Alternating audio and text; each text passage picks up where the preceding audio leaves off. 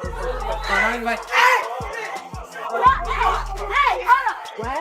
happened? Oh, my mother. Hey, what's crazy about black people? We talk crazy about Puerto Ricans. Man, he gonna pay for it. He gonna pay for it January 31st. It's time to show him what the level is. I don't think he realized what the level is.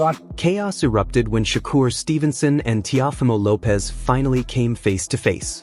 The tension was incredibly high as they stood there staring each other down. Right here.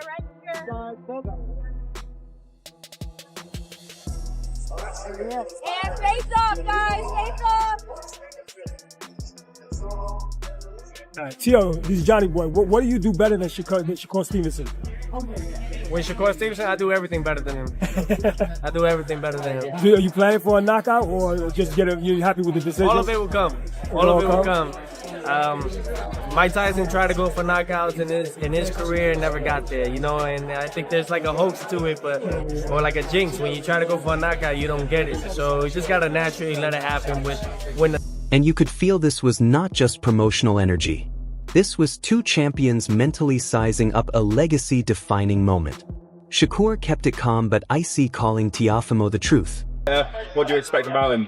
At the end of the day, I'm an honest fighter. I sit down, I watch, and I see who's good and who's not. And when I watch him, I think he's a great fighter. So, me being honest with you, that's all cool. But at the end of the day, once again, while still making it completely clear that he believes he is the better fighter, which is such a cold way of saying respectfully, I am taking your belt.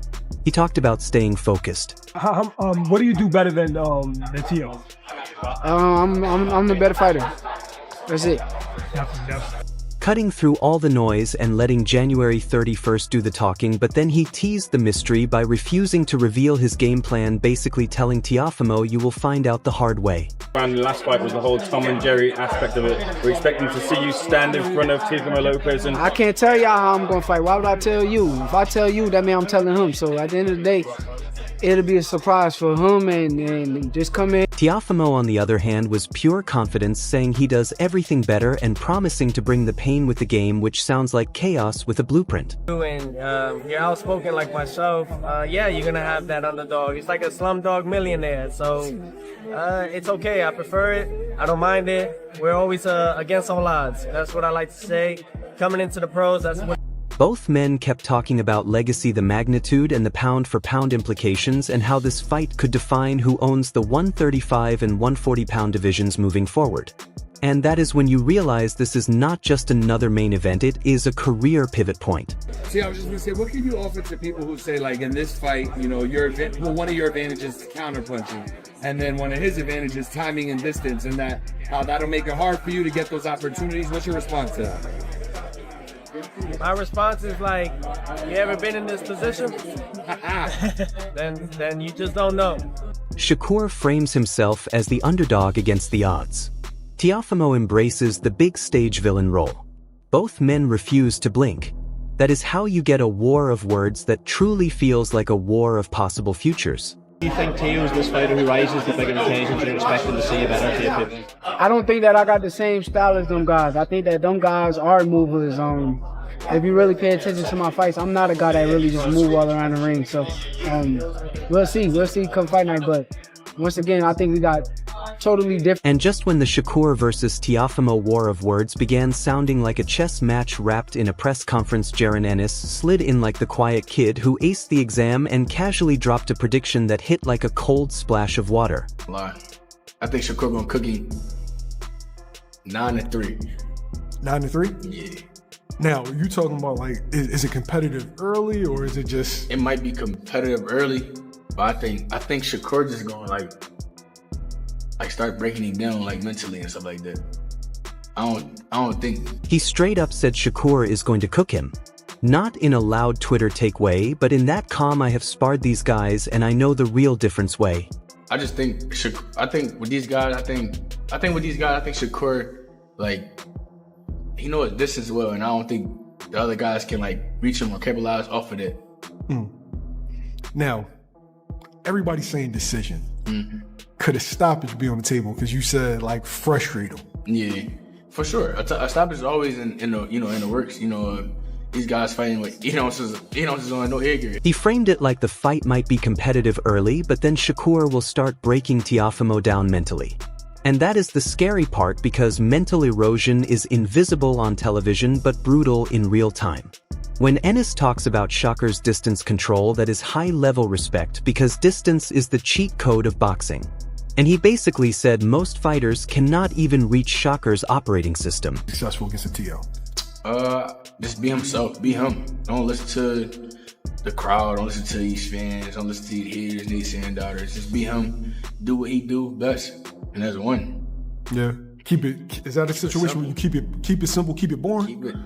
Keep it simple and win. That's all. Get home. Then he casually threw in that a stoppage is not a crazy thought if frustration truly snowballs, which is a wild statement coming from someone as measured as Boots.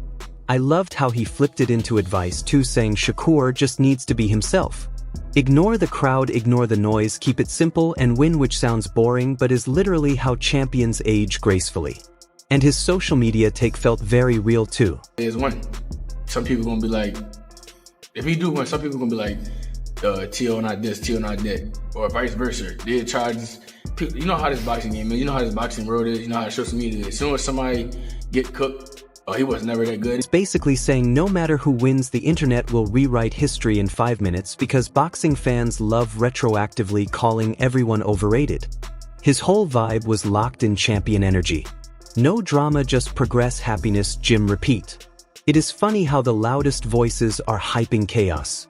But one of the best fighters in the world is saying no fundamentals and mental control decide this.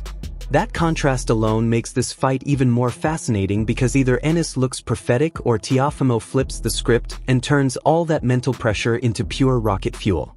People say Shakur is gonna beat him, and like I said, a focused Tio is a dangerous Tio, and I feel like he's been focused. I feel he's actually been very, very, very focused, so I think we're going to see the... And right after Ennis came in with that calm surgical fundamentals over frenzy energy, Rolando Romero pulled up and flipped the whole vibe into philosophy class mixed with street logic. Romero did not even start by picking a side. He started with God, which already tells you this is not a hot take segment, it is a mindset segment. Then he went straight into legacy talk, calling Teofimo a Hall of Famer, an all-time guy already. And that is heavy language coming from a fighter, not a fan. Tio is a Hall of Fame fighter. At the end of it, bro, in reality, he would have been undisputed at 140, but God Taylor had vacated the belt. But regardless, Tio is already an all-time legend, bro. You can't knock Tio. And Romero says Teofimo's resume clears Shakur's right now, that is not shaded as context. And it shifts the whole debate from styles make fights to history makes confidence. But the key line is when Romero keeps repeating a focused Teofimo is a dangerous Teofimo, because that is the real variable nobody can chart on a stat sheet. He basically dismissed the Sandor Martin and Jermaine Ortiz fights as unserious camps like Teofimo was on cruise control, and says this version is locked in, which is terrifying if true. Athletic and has a crazy hamstring. Faster than Shakur, you think? Yeah, Tio's lets off combinations a lot faster than Shakur, but Shakur does have great timing. Yeah. But like I said, we're gonna see truly who shows up. We're gonna see. I feel like I said, Tio's really been. Teofimo is extremely athletic with crazy hand speed, faster than Shakur. You think, yeah, his short combinations are a lot faster, but Shakur has great timing. We will see truly who shows up. Right after Romero framed this as mindset versus mindset, Jamal Herring slid in like the veteran who actually fought Shakur and came back with a survival manual.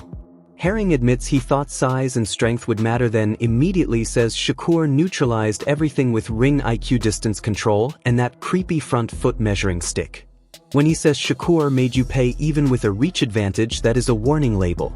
He pivots to Teofimo mapping a blueprint. Teofimo cannot let this be a chess match, because that is Shakur's home. Herring hammers the theme Teofimo must use his size, speed, and offbeat rhythm to disrupt Shakur, early step to him, pressure him, and make him fight when he does not want to. You have to be the bullet as the bigger man and put your foot on the gas and step to Shakur. He breaks down rhythm like a gym lesson, saying if you come at Shakur with the same tempo, he will download you, find the timing, and pick you apart like he did to Valdez. Herring's key point is Teofimo must change speeds, mix cadence, touch, bang, then reset, because predictable rhythm is an invitation for Shakur to counter you. He warns Teofimo that Shakur adjusts fast. Once he feels a shot, he files it away and never lets you land it again.